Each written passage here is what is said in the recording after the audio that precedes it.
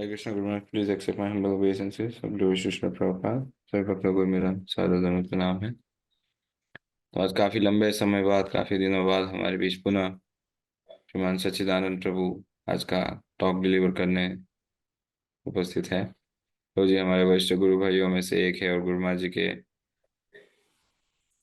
शिष्यों में काफी प्रसिद्ध है और इस्कॉन में भी प्रसिद्ध है अपने रिट्रीट्स के लिए, या जो एक प्रैक्टिकल एंगल प्रभु जी बताते हैं आध्यात्मिक जीवन के लिए श्री प्रभुपाद जी के ग्रंथों में से, आचार्यों के जीवन में से, और प्रायः हमारी जपा टॉक्स में जब भी प्रभु जी आते हैं तो अंत में काफी भक्त अपने प्रश्न पूछते हैं या कुछ ना कुछ सॉल्यूशन निकालते हैं। तो आज पुनः प्रभु जी हमारे बीच उपस्थित है, तो सभी से अनुरोध है कि अपने नाम जप को ध्यान देकर ध्यानपूर्वक आज का टॉक श्रवण करें। और हम श्रीमान सच्चिदानंद प्रभु से अनुरोध करेंगे आज का टॉक प्रारंभ करें। प्रभु जी, हरे कृष्ण। हरे कृष्ण। नमो विष्णुपादाय कृष्ण पृष्ठाय भूतले श्रीमते लोकनाथ स्वामी नामिने। नमो विष्णुपादाय कृष्ण पृष्ठाय भूतले श्रीमते भक्ति वेदांत स्वामी नामिने। नमस्ते सारस्वती देवी गौरवाणी प्रचारिणी निर्विशेष शून्यादि पश्चात देशधारिणे वंशकल्पतरुभ्यश्च कृपा सिंधुदेव च पतितानां पावनेभ्यो वैष्णवेभ्यो नमो नमः। धन्यवाद पद्मामाली प्रभु। तो श्रील प्रभुपाद जी बताते हैं कि 3 स्थल है भगवान के नाम लेने में: नाम अपराध, नाम भास और शुद्ध नाम। 3 स्टेजेस। तो आज हम उसके बारे में थोड़ा चर्चा करेंगे। पहले चर्चा करते हैं नाम अपराध के बारे में। तो जो नाम अपराध के स्थल पे जप होता है तो उन भक्तों के अंदर बहुत ही कम श्रद्धा रहती है नाम के प्रति, बहुत ही कम श्रद्धा रहती है नाम के प्रति। दूसरा, ये पूरा प्रोसेस को फॉलो नहीं करते हैं। साधना भक्ति का जो प्रोसेस है उसको ठीक ठीक से फॉलो नहीं करते, उनको पता भी नहीं है। वो सोचते हैं खाली नाम करना है, साथ में प्रोसेस है कैसे नाम लेना है, किस तरीके से लेना है, अपराध से बचकर लेना है। ये सब वो इसकी परवाह नहीं करते हैं।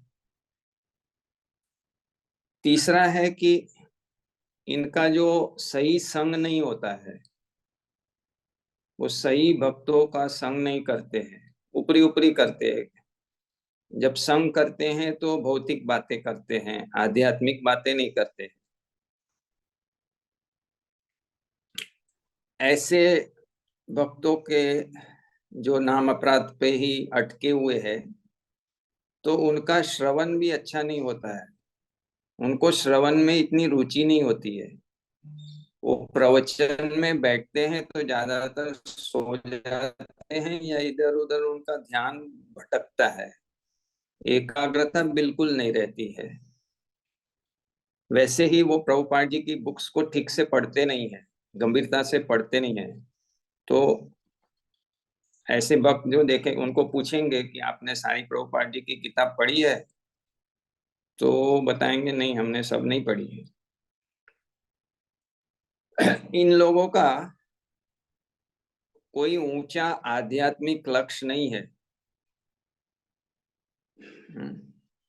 चलती का नाम गाड़ी है, बस हम इस्कॉन में आ गए हैं, बस अभी हमारा आध्यात्मिक सफलता पूरा हो जाएगा, हमें और कुछ करने की जरूरत नहीं है। इन लोगों का जो अनुभव होता है वो सूखा सूखा होता है जप के समय। उनको बड़ा बोरिंग लगता है जप करना। हाँ, और इनको बहुत संघर्ष होता है जप करने में। इनको 16 माला करने में जैसे एक बड़ा हिमालय पहाड़ तोड़ रहे हैं ऐसा लग रहा है, बहुत ही संघर्ष होता है उनको। ऐसे जप से माया को परास्त नहीं किया जा सकता है। वो माया के चुंगल में जल्दी जल्दी फंसते रहते हैं। ऐसा जप में आध्यात्मिक बल नहीं रहता है। इस स्थल पे वो भक्त अपनी बुरी आदतों पे जबरदस्त मेहनत नहीं करते बुरी आदत को निकालने के लिए। वो ऐसे बहाना निकालेंगे, क्या करें हम तो कलयुगी है, गिरे हुए हैं, लेकिन उसको निकालने का मेहनत नहीं करेंगे। ऐसे भक्त लोग देहात्म बुद्धि के स्थल पे होते हैं। पूरे पूरे वो अपनी पहचान शरीर से करते रहते हैं, और इनके अंदर लगभग पूरी ही तरह से गर्व घमंड रहता है। अहम ममेति, मैं और मेरा, इसी प्रकार से हर विचार को करते हैं। ऐसे स्थल पे इंद्रियों और मन को वश में करने वाली बातें भी अच्छी नहीं लगती है। वश में करने की तो दूर रही, उनको ऐसी बातें भी अच्छी नहीं लगती है। ऐसे प्रवचन अच्छे नहीं लगते हैं, ऐसा पढ़ना अच्छा नहीं लगता है। वो पढ़ेंगे तो भी ऐसा विषय आएगा तो उसको स्किप कर देंगे, अगला पन्ना पे चले जाएंगे, बोले ये क्या सब बेकार है। इनके अंदर बहुत बड़ा सेल्फ लिमिटिंग बैरियर है। माने उनके अंदर ऐसी धारणा है, संकुचित धारणा, कि हम इससे ऊपर उठ नहीं सकते हैं, इंद्रियों को वश में नहीं कर सकते, मन को वश में नहीं कर सकते हैं ऐसे।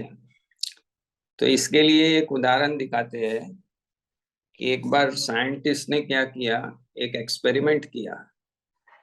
एक कमरे में एक बहुत बड़ा थंबा था लोहे का, उसके ऊपर एक डिवाइस फिट कर दिया आइस कोल्ड वाटर का,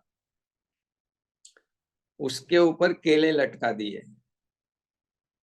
जो केले लेने जाएंगे तो आइस वाटर गिरेगा, एकदम कोल्ड वाटर। उस कमरे में 4 बंदर को छोड़ दिए।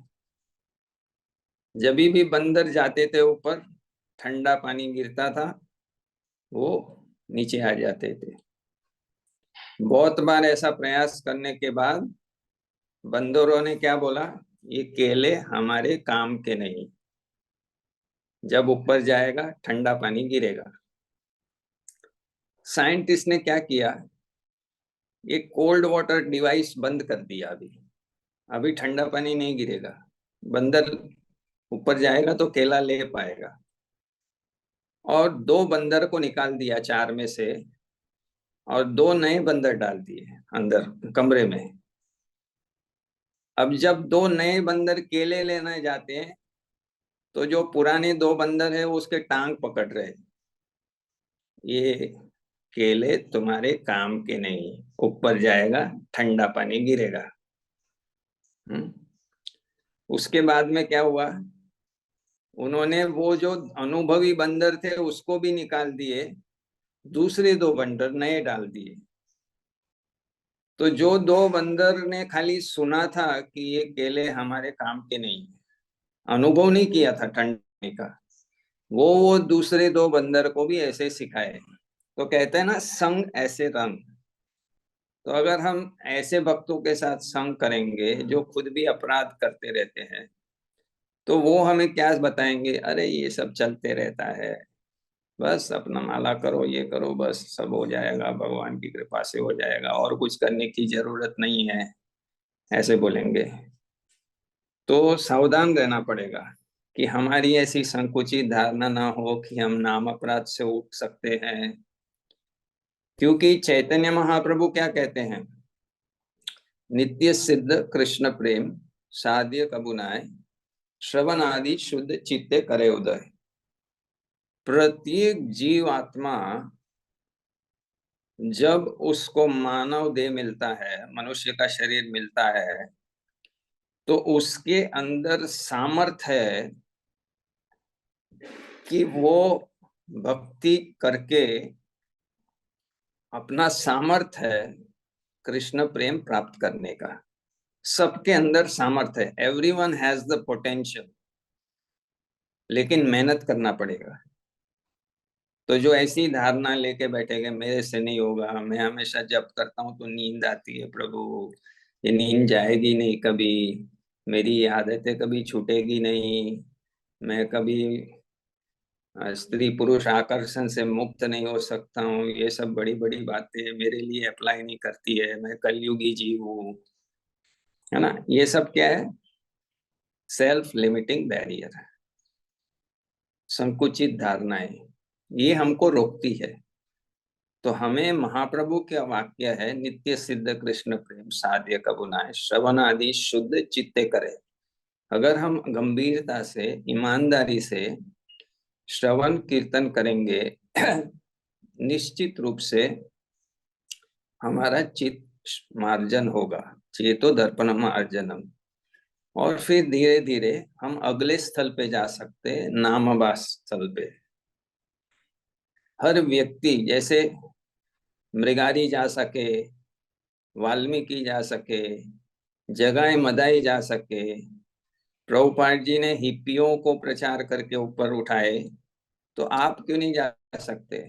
हम सब जा सकते हैं, लेकिन ऐसी धारणा को त्यागना पड़ेगा और जो अच्छा संग है उसको ग्रहण करना पड़ेगा। अब दूसरा स्थल है नामभास। तो नामभास में उनको नाम पे श्रद्धा होता है, नाम अपराधी को बहुत कम श्रद्धा होता है। वो लोग कभी ऐसे ऐसे बोलते हैं, ये जप माला से क्या होगा, हाँ, सेवा करते रहो सब कुछ हो जाएगा। तो नामभास के स्थल को, नाम में श्रद्धा होता है लेकिन मिश्रित होता है, उनका ज्ञान में भी थोड़ा श्रद्धा रहता है, कर्म ज्ञान, हाँ, मिश्रा योग, थोड़ा मिश्रा ही है, उनका श्रद्धा रहता है। ये तरीका जो है, प्रोसेस को फॉलो करने का प्रयास कर रहे हैं, ध्यान पूर्वक जप करना, अपराध रहित जप करना, साधु संग में जप करना, पूर्व तैयारी करके जप करना, ऐसा प्रयास करते हैं लोग। इनको जो अच्छा संग है वो बढ़ाने की जरूरत है। ये अच्छा संग तो करते रहते हैं, लेकिन इसको बढ़ाने की जरूरत है, जो नामाभास से ऊपर उठना चाहते हैं। तो इनको, ये लोग पढ़ाई नियमित रूप से करते हैं, शास्त्र का अध्ययन करते हैं, लेकिन इनको डीपर जाना पड़ेगा। माने अभी उनको मनन भी करना पड़ेगा और एप्लीकेशन करना पड़ेगा, निधि ध्यासन। खाली पढ़ना नहीं है अभी, ऐसे लोगों को श्रवण मनन निधि ध्यासन, ज्यादा पढ़ो मत, कम पढ़ो, उसका मनन करो, फिर उसको जीवन में उतारो, ऐसा करना उनको जरूरी रहेगा अगर ऊपर उठना है तो। नहीं तो हमारे आचार्य क्या कहते हैं कि कभी नाम अभ्यास, कभी नाम अपराध, इन दोनों में आप इधर उधर होते रहोगे, है ना। तो नामाभास जो स्थल है वो थोड़ा खतरे वाला है, क्योंकि शुद्ध नाम पे जाना संघर्ष है, लेकिन गिरना नाम अपराध पे आसान हो जाता है। इसलिए नामाभास के स्थल पे बहुत सतर्क रहना की आवश्यकता है।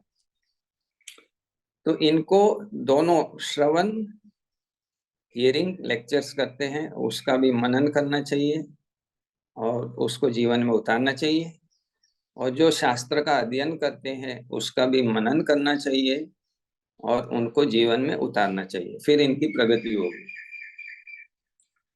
इनका ऊंचा लक्ष्य है, लेकिन उसके लिए ज्यादा उत्साह चाहिए। जैसे प्रभुपाद जी एक बार गाड़ी में जा रहे थे अमेरिका में, तो किसी ने पूछा कैसे हम प्रगति करेंगे, तो प्रभुपाद जी ने कहा कि आपके उत्साह से। हाँ, तो फिर से वही सवाल पूछा दूसरी बार प्रभुपाद जी को, तो बोला, उसको बोला कि एकदम तीव्र उत्साह होगा तब। फिर तीसरी बार वही सवाल पूछा, तो फिर प्रभुपाद जी ने बोला आपका बेचैनी से। जब जब जब आपका बेचैनी होगा तो उस समय बेचैनी होगा, उस समय आप ज्यादा से ज्यादा प्रगति करेंगे। स्पिरिचुअल एंजाइटी, अभी हम लोग कुछ भौतिक नहीं मिलता है तो हमको बेचैनी होती है, लेकिन हमारा आध्यात्मिक प्रगति के लिए बेचैनी होना चाहिए, भगवान को प्रसन्न करने के लिए बेचैन होने चाहिए, तो उससे ज्यादा प्रगति होगा। उनका जो अनुभव है जप का, भक्ति का, वो शुद्धिकरण वाला है। उनको थोड़ा जैसे स्नान करके आते हैं ना हम, तो कैसे लगता है, अच्छा लगता है कि फ्रेश हो गए। तो इन लोगों का एक्सपीरियंस ऐसा है। नाम अपराध वाले को तो बहुत संघर्ष होता है, नींद आती है, बोरिंग लगता है, सूखा सूखा लगता है, लोहे के चने चबा रहे ऐसे लगता है। लेकिन अगर नाम भास के स्थल का चैंटिंग हो रहा है तो आपको प्यूरिफाइंग लगता है कि थोड़ा शुद्धिकरण हुआ, आज प्यूरिफिकेशन हुआ है प्रभु, अच्छा लग रहा है। उनको ये फायदा, ये एक्सपीरियंस मिलता है, और एक्सपीरियंस हमारी श्रद्धा को गाढ़ बनाता है। तो नियमित रूप से अच्छे अच्छे अनुभव भक्ति में आना बहुत जरूरी है। लंबे समय तक कोई अनुभव नहीं आता है तो श्रद्धा फिर कम होने लग जाती है। इनके अनर्थ जो है नामाभास के स्थल के भक्तों का, इनके अनर्थ कम होते जाते हैं और इनकी बुरी आदतें भी कम होती जाती है, मात्रता में और इंटेंसिटी में। माने झटके कम आएंगे और झटके की तीव्रता कम हो जाती है, वो बुरी आदत का और अनर्थ का, उनको ये लाभ मिलता है। देहात्म बुद्धि में तो ये भी है, लेकिन थियोरेटिकल लेवल पे ये जानते हैं कि हम शरीर नहीं है। ये ज्ञान के स्थल पे वे टिके हुए हैं, तो इनको संबंध ज्ञान को टिकाना जरूरी है कि मैं एक अनुआत्मा भगवान श्री कृष्ण का नित्य दास हूं और मेरा एकमात्र उद्देश्य है भगवान को प्रसन्न करना। ये बार बार उनको अपने माइंड में एनग्रेव करना है, उसको गार्ड बनाना है मन में, ऐसा सोचना है। इन लोगों को बहुत सतर्क रहना चाहिए कि अहम ममेती में ग्रस्त ना हो जाए, गर्व घमंड से बच के रहे। वो आएगा लेकिन उसमें लिप्त नहीं होना है, उससे सतर्क रहना है। ऐसे भक्त, नामभास के स्थल के जप करने वाले भक्त, वो सेंस और माइंड कंट्रोल करने का प्रयास पूरा कर रहे हैं। नाम अपराधी प्रयास बिल्कुल नहीं करता है मन और इंद्रियों को वश में करने का, जबकि नामाभास वाला सीखता है कि कैसे प्रभु कंट्रोल करेंगे, पूछेंगे, सत्संग करेंगे तो, और शास्त्र से और प्रयास करते हैं, है ना। क्योंकि प्रभुपाद जी लिखते हैं उपदेश अमृता में शुरुआत में कि without sense and mind control one can not make any advancement, कि बिना इंद्रिय और मन को वश में किए कोई भी प्रकार का योग अभ्यास हो उसमें कोई प्रगति नहीं होगा। तो ये नामाभास के स्थल वालों की स्थिति है। अब हम चलते हैं शुद्ध नाम के भक्त, जो शुद्ध नाम के लेवल का जप करते हैं। इनमें पूरा श्रद्धा है नाम पे, 100% फेथ कि नाम से हमारा पूरा कल्याण हो जाएगा। हाँ, ये स्ट्रिक्टली प्रोसेस को फॉलो करते हैं, एक एक नीति नियम बारीकी से फॉलो करते हैं, एकदम दृढ़व्रता, जो भगवान कहते हैं ना गीता में दृढ़व्रता, ये ऐसे पालन करते हैं। उन्नत संघ के लिए ये बहुत प्यासे रहते हैं,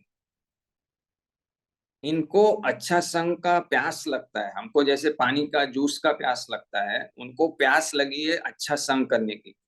कुछ दिन अच्छा संग नहीं हुआ तो फिर वो बेचैन हो जाते हैं कि बहुत दिन से संग नहीं हुआ, किसका जाके संग करूं। तो ऐसे संग के लिए ये तरसते हैं। इनका श्रवण और अध्ययन एक्सलेंट होता है, ए ग्रेड आता है इनका। एक्सलेंट रीडिंग करते हैं, एक्सलेंट उनका लेक्चर भी श्रवण करते हैं। इनका फिक्स्ड हायर गोल है, ये लक्ष्य तान के बते हैं, निर्बंधिनी मति। हाँ, इनका पहले से ही लक्ष्य है कि हमको इसी जीवन में ठाकुर जी को प्राप्त करना है, इसी जीवन में भगवत प्राप्ति करना है, प्रेम प्राप्ति करना है। ऐसा लक्ष्य एकदम पक्का होता है, और इसके इसके लक्ष्य के हिसाब से मेहनत करने के लिए भी पूरे तैयार है। ये नहीं कि लक्ष्य ड्रीमिंग ड्रीमिंग मोड में नहीं है ऐसे वक्त, ये 24 घंटा मेहनत करने के लिए तैयार है उस लक्ष्य को प्राप्त करने के लिए। इनका जो जप का भक्ति का अनुभव होता है बहुत ही ब्लिसफुल रहता है, बहुत ही आनंदमय। उनको जप में इतनी रुचि रहती है कि उनको पता ही नहीं लगता है कि कब 16 हो गई, कब 32 हो गई, कब 64 हो गई, कब 3 लाख हो गया। पानी की तरह नाम बहता है। वो जब भजन करने लग जाते हैं तो सब कुछ भूल जाते हैं, सोना खाना पीना सब भूल जाते हैं, इतना अमृत पान करते हैं। इनको इनका अनुभव अमृत जैसा रहता है भजन का। इनका जो आध्यात्मिक बल है वो हर स्थल पे बढ़ते जाता है, डबल होता है। शिवराम महाराज कहते हैं आप जैसे अनंत निवृत्ति से निष्ठा जाएंगे तो आपका स्पिरिचुअल स्ट्रेंथ डबल हो जाता है और स्पीड ऑफ प्रोग्रेस भी डबल हो जाता है। ऐसे एक एक स्थल पे आपका आध्यात्मिक बल और आध्यात्मिक प्रगति करने का गति दुगना हो जाता है। बहुत फास्ट प्रोग्रेस करते हैं और बहुत जबरदस्त उनमें आध्यात्मिक बल आ जाता है। सद शरणागति है, जो भगवान की सेवा के लिए अनुकूल है वही करना, प्रतिकूल को त्याग देना, भगवान पे निर्भर पूरा रहना, भगवान हमारी रक्षा करेंगे पूरा विश्वास रखना, आत्मनिवेदन, पूरे शरणागत हो जाना भगवान को, और नम्रता। हाँ, ये 6 अंगों का सॉलिड प्रैक्टिस करते हैं ये लोग। सद शरणागति का सॉलिड प्रैक्टिस करते हैं। इनके अंदर ईर्ष्या और द्वेष नहीं होती है, दूसरे दोनों में होती है। नामाभास वाले को भी ईर्ष्या द्वेष होता है, सताती है, लेकिन फिर वो ब्रेक मारता है और कंट्रोल करने का प्रयास करते हैं। नाम अपराधी तो ब्रेक ही नहीं मारता है, वो तो एक्सेलरेटर दबाता है। ये बहुत ही सतर्क रहते हैं कि प्रतिष्ठा में लिप्त ना हो। इनको जो भी मान आदर मिलता है वो अपने गुरु और प्रभुपाद जी को और भगवान को दे देते हैं, वो उसमें लिप्त नहीं होते हैं। चाहे कितनी भी उनकी प्रशंसा हो जाए, कुछ भी हो जाए, बहुत ही अलर्ट रहते हैं, क्योंकि वो जानते हैं कि प्रतिष्ठा बहुत शत्रु है, हमारा शत्रु है। 10 अपराध से बचने में ये लोग एक्सपर्ट है। ये हमेशा अपराध से बचने में निपुण है, मास्टर माइंड है। कभी भी ये अपराध में लिप्त नहीं होते। 10 अपराध में इनके अंदर 4 गुण होते हैं हृदय के, जो शिक्षा स्तर 3 का है। नम्रता, क्षमा और सहनशीलता, मान की कोई अपेक्षा नहीं और हर जीव को मान देना, और हमेशा कीर्तन करते रहते हैं। कांस्टेंट चैंटिंग, सतत कीर्तन इनका चलते रहता है, भगवान के नाम का स्मरण चलते रहता है। पूरी तरह से मन और इंद्रिय इनके वश में है। इनके पूरी तरह से मन और इंद्रिय वश में है। इन्होंने सिद्धि प्राप्त कर ली है, जितेंद्रिय मेडल मिल गया है और विजितात्मा मेडल मिल गया है और विशुद्धात्मा, ये तीनों मेडल हासिल कर लिए कंट्रोलिंग करने में। इनके अंदर दूसरे भक्तों के प्रति 4 भाव रहते हैं। आत्मा, आत्मा कि ये मेरे जैसा ही है, आत्मबुद्धि। इज्य, सभी भक्त पूजनीय है, इज्य बुद्धि। तीर्थ बुद्धि, सभी भक्त तीर्थ है, क्योंकि भगवान उनके अंदर है। हाँ? तो इनका दर्शन से ही हम पवित्र होते हैं, ऐसा उनका भक्तों के प्रति विजन होता है, दृष्टिकोण होता है। ममता बुद्धि, ये मेरे है, ये मेरे भक्त है। अपनापन, इनके अंदर भक्तों के प्रति अपनापन होता है। तो इस प्रकार से ये तीन जो स्थल के भक्तों के अंदर क्या क्या चलता है, तो उसको हमें सोचना चाहिए, चिंतन मनन करना चाहिए कि अगर हमको उठना है ऊपर, हमारा चैंटिंग को ऊपर उठाना है, तो हमारे से आगे वाले स्थल में क्या है वो हमको हासिल करना पड़ेगा। पहले आपको नाम अपराध से नाम अभास जाना जरूरी रहेगा। जब आप सतर्कता से 10 अपराध से बचकर जब करने का प्रयास कर रहे हैं, तो उसको नामाभास कहते हैं, प्रयास कर रहे हैं। और जब आपके अपराध कंप्लीटली खत्म हो जाएंगे, तब आप शुद्ध नाम पे जाएंगे। और फिर उसके साथ आपका चरित्र और आचरण। प्रभुपाद जी का एक शॉर्ट वीडियो है, जिसमें प्रभुपाद जी अंतिम समय में, शरीर छोड़ने के समय में कहते हैं कि डोंट स्पॉइल माय मिशन, मेरे आंदोलन को बिगाड़ो मत, लेकिन ट्राई टू इंक्रीज, लेकिन उसको बढ़ाओ, इस आंदोलन को आगे बढ़ाओ। तो कैसे? प्रभुपाद जी ने बोला, बाय योर कैरेक्टर, आपके चरित्र से, बाय योर बिहेवियर, आपके आचरण से, एंड बाय योर प्रीचिंग। पहले प्रीचिंग नहीं कहा, आप देखिए, पहले कैरेक्टर कहा। क्योंकि आप प्रीचिंग कर रहे हैं लेकिन आपका कैरेक्टर सही नहीं है, तो आगे जाके प्रॉब्लम होने वाला है। आपका आचरण सही नहीं है तो प्रीचिंग में इतना रिजल्ट मिलने वाला नहीं है। तो हमें ये दो पे काम करना पड़ेगा, हमारे चरित्र पे, हमारे आचरण पे, और ये अपराध से बचकर करना पड़ेगा। और एकाग्रता से भजन करना पड़ेगा। तो पूरा प्रोसेस को समझना पड़ेगा। जब ये समझ के हम करेंगे, तो धीरे धीरे हमारा प्रगति होने शुरू हो जाएगा। पहले शुद्धिकरण महसूस होगा, और धीरे धीरे फिर उसमें अच्छा लगने लगेगा। जब आपको जप करना अच्छा लगता है, किताब पढ़ना अच्छा लगता है, लेक्चर सुनना अच्छा लगता है, भगवान का दर्शन करना अच्छा लगता है, साधु संग करना अच्छा लगता है, तो सोचो कि अब आप स्वस्थ हो गए हैं। जब आपको अच्छा नहीं लगता है तो आप बीमार हैं। जैसे प्रभुपाद जी उपदेश अमृता में बताते हैं,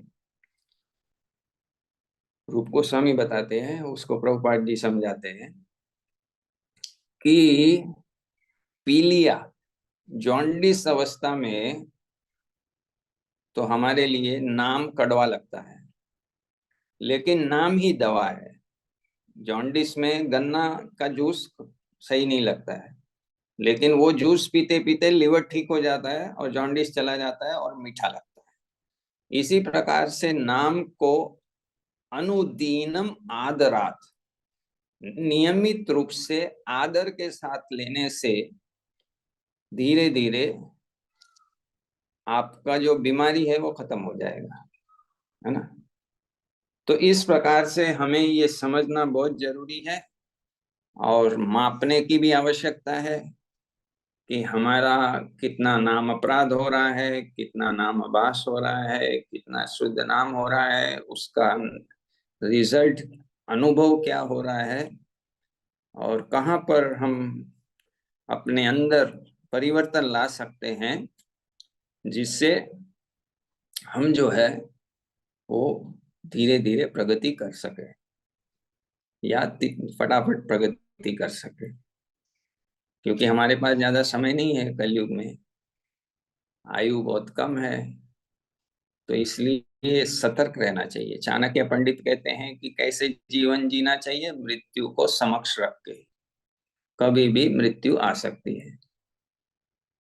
तो इस प्रकार से नाम लेना चाहिए कि सोचो कि जैसे परीक्षित महाराज को 7 दिन थे, तो अगर हमें केवल 7 साल है तो कैसे हमको प्रगति करना चाहिए, हमारा चार्ट बनाना चाहिए कि हर महीने में हमें क्या क्या परिवर्तन लाना पड़ेगा, हर साल में क्या करना पड़ेगा, कहाँ से हम सीख सके, है ना। एक ये सब गंभीरता से लेना पड़ेगा, तब जाके जो गुरु महाराज की इच्छा है कि हम है और वो हमारा स्वागत करेंगे वहाँ, वो संभव होगा। हमें पहले लायक बनना पड़ेगा, है ना। गुरु महाराज इतना मेहनत कर रहे हैं, हमको हर रोज समझा रहे हैं, इतनी व्यवस्था कर रहे हैं हमारे लिए, तो उसको जीवन में उतारना पड़ेगा। हरे कृष्णा।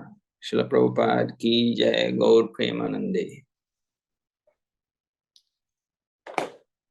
बहुत बहुत धन्यवाद प्रभु जी, थैंक यू वेरी मच आज के सेशन के लिए। तो जिन भक्तों, विशेष रूप से फर्स्ट आईडी में जो भक्त उपस्थित हैं, उनमें से किसी के यदि कोई प्रश्न है आज के सत्र के संबंधित, तो हैंड रेज कर सकते हैं। 2-3 प्रश्न ही ले पाएंगे, समय ज्यादा नहीं है।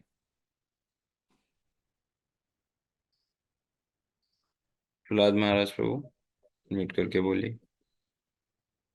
हरे कृष्ण प्रभु जी, दंडवत प्रणाम। सभी भक्तों को मेरा दंडवत प्रणाम है। प्रभु जी, मेरा प्रश्न ये था कि जैसे हम कभी लीडरशिप के रोल में होते हैं, जैसे एक सेंटर दिख रहे हैं, तो जब प्रश्न आता है कि कुछ सेवाएं ऐसी होती हैं तो करनी होती है हमें, तो कहीं ना कहीं ये अंदर भावना आती है कि मैं कर रहा हूँ लेकिन फिर हमें क्योंकि ये पता भी है कि हाँ, ये गुरु और भगवान की कृपा से हो रहा है, ठीक है, तो हम अपने आप को बार बार कैसे मोटिवेट रखें कि नहीं, हम कुछ नहीं कर रहे हैं, ये भगवान की कृपा से और गुरु महाराज जी की कृपा से कर रहा है, हो रहा है सब।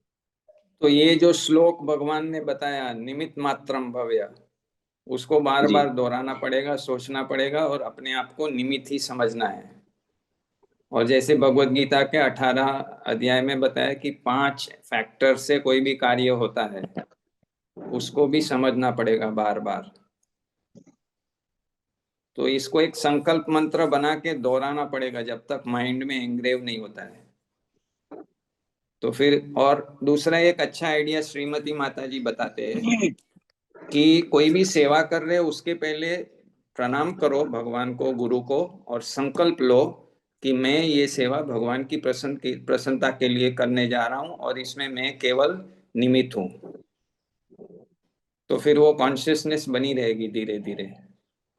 शुरुआत में संघर्ष करना पड़ेगा। थैंक यू जी। पूर्ण के लिए माता जी। हरे कृष्ण प्रभु जी, दंडवत प्रणाम। सभी वैष्णवों को दंडवत प्रणाम। प्रभु जी, आपके लेक्चर जब से सुनी हूँ मैं बहुत प्रभावित हुई हूँ। Hare Krishna, can you hear me? Yes yes, ये तो गुरु महाराज की कृपा है। हाँ। प्रभु जी, आप इतना अच्छी तरीके से और सरल सरल लेकिन स्ट्रिक्ट, जो है वो है, जो करना है वो करना है, आप इतना अच्छे से समझाते हो कि बहुत अच्छा लगता है। जैसे ऐसा लगता है कि बस आपसे ये सीखते जाए और जीवन में उतारते जाए। तो इसके लिए मैं आपको एक रिक्वेस्ट करती हूँ कि आप साल में, मुझे जानना है कि रिट्रीट कितनी बार करते हैं। मुझे आपकी रिट्रीट ज्वाइन करना है प्रभु जी, बस दो यही बार, एक। दो बार। तो कृपया करके आप मुझे बताएंगे, क्योंकि अभी मैं फिलहाल यूएस में हूँ और मुझे ऐसा जानने में आया है कि शायद आपका पहले दिवाली से पहले होगा। तो मैं आपका रिट्रीट ज्वाइन करना चाहती हूँ प्रभु जी। मेरी ये नम्र विनंती है कि आप मुझे कृपा करके आपके रिट्रीट में ज्वाइन कीजिए प्लीज। 4 से 8 सितंबर है वृंदावन में। तो माता जी, आप अधिक जानकारी के लिए संपर्क कर सकते हैं प्रभु जी से, उनका टीम है, तो they give you more information. Shrimati Radhika माता जी।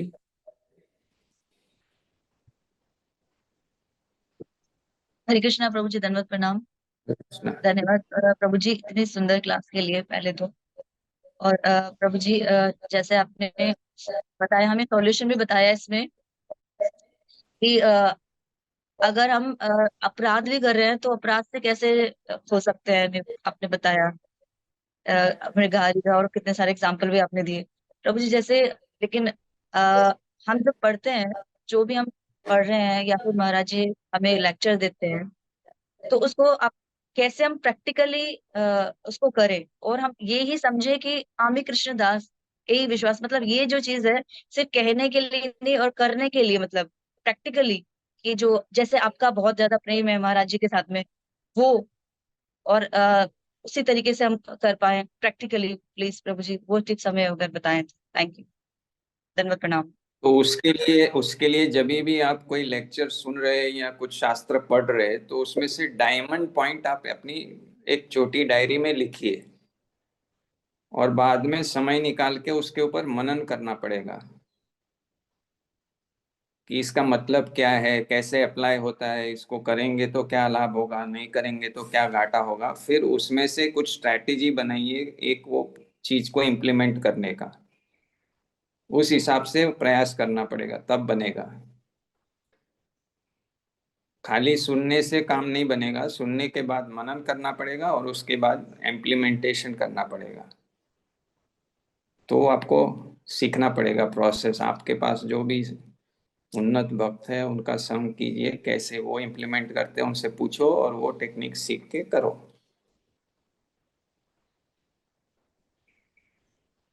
हाँ, मुझे एक प्रश्न है।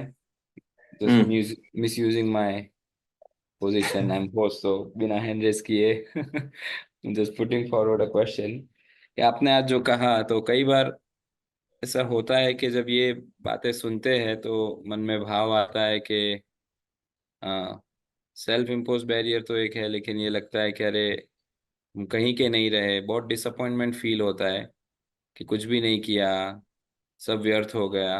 एंड स्पेशली फिर ये एक एक एक ऐसा मोड आ जाता है लाइफ में, एक ऐसा ड्रिफ्ट हो जाता है थोड़ा सा लाइफ के, लगता है सब छोड़ के पहले अपने आप को मैच्योर बनाए, अपने आप को एक एक पॉइंट पे ले आए, अपने आप को स्टेबल बनाए, हमारी साधना सुधार दे, हमारा आचरण सुधारे, पहले रीडिंग कर ले, ये कर ले, वो कर ले। और फिर उसमें कई बार ऐसे हो जाता है कि हम थोड़े से अंदर चले जाते हैं और फिर लगता है कि नहीं, सेवा नहीं होगी, या सेवा अभी नहीं कर पाए, हम योग्य ही नहीं है। और फिर बहुत ज्यादा सिलेक्टिव हो जाते हैं संग में भी, कि नहीं नहीं, इनका संग नहीं करना, इनका नहीं करना, इनका नहीं करना, इनका नहीं करना। यानी प्रैक्टिकली जो एक एक डिवोटी है, या इस्कॉन डिवोटी के लिए इस्कॉन की जो लाइफ है, फिर उसमें कट डाउन हो जाते हैं। और फिर हमें लगता है कि पहले हम योग्य तो बन जाए फिर मैदान में उतरेंगे। जबकि गुरु महाराज जी के मुखारविंद से ही सुना, या कई भक्तों ने कहा है कि प्रभुपाद जी ने लाइक इमरजेंसी सिचुएशन कहा है, सभी कुछ एक ही जीवन में करना है, प्रगति भी करनी है, सेवा भी करनी है, संग भी करना है, सुधरना भी है, प्रचार भी करना है।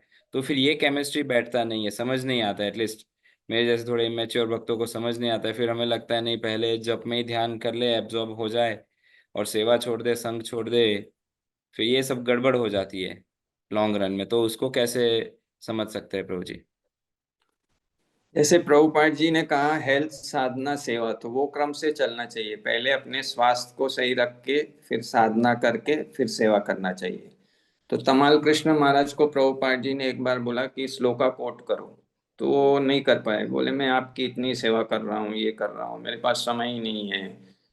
तो फिर प्रभुपाद जी कहते हैं you have to make time, you have to cut down your eating, sleeping and make time. तो हमें बैलेंस करना पड़ेगा कहाँ पर हम समय वेस्ट कर रहे हैं। और अगर हम देखेंगे तो कभी कभी हम ज़्यादा इंटरनेट पे समय व्यर्थ कर रहे हैं, हम भक्तों के साथ फालतू बातें कर रहे हैं। ये सब चीज कट करेंगे तो समय निश्चित मिलेगा।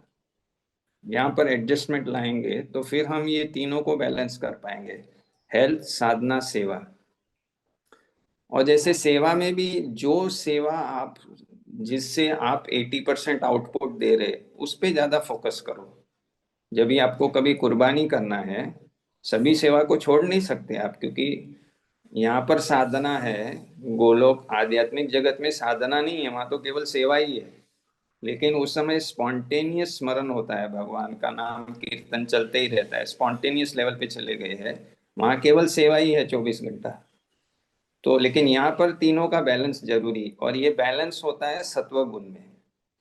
तो जैसे हमारे जीवन में सात्विकता बढ़ाएंगे तो इसका संतुलन आएगा। जो आप बोल रहे हैं वो ज्यादा ऐसे होता है कि एक छोड़ देता है दूसरे को करता है, वो रजोगुण का लक्षण है। तो सात्विकता को लेकर ये सब बैलेंस करना पड़ेगा। राइट, थैंक यू प्रभु।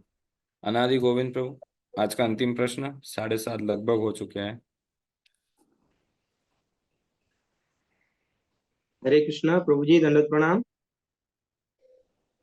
प्रभु जी, मेरा प्रश्न ये था कि मतलब लीडरशिप में या कमेटी में हम रहते हुए भी अच्छी तरह से भक्ति करना चाहते हैं, लेकिन कुछ परिस्थिति की वजह से कुछ अपराध होता है।